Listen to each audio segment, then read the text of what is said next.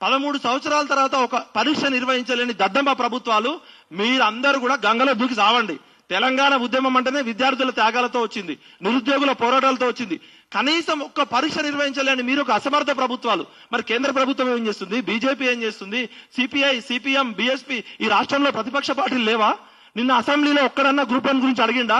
అంటే ఈ పార్టీలన్నీ కూడా తమ స్వార్థ ప్రయోజనాల కోసం కుమ్మక్కైనాయి.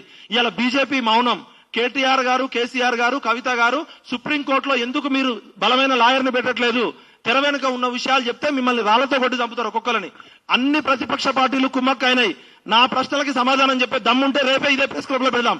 బీజేపీ వాళ్ళని రమ్మనండి, టీఆర్ఎస్ వాళ్ళని రమ్మండి, కాంగ్రెస్ వాళ్ళని రమ్మండి.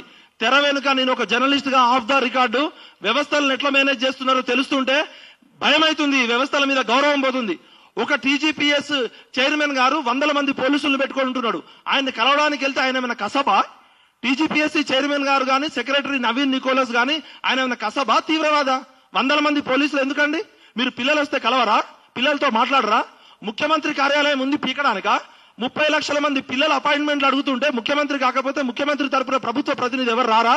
అంటే పిల్లలు అనాథలైపోయారా? కోదండరామ్ గారు ఎక్కడికి పోయారు? హరగోపాల్ గారు ఎక్కడికి పోయారు?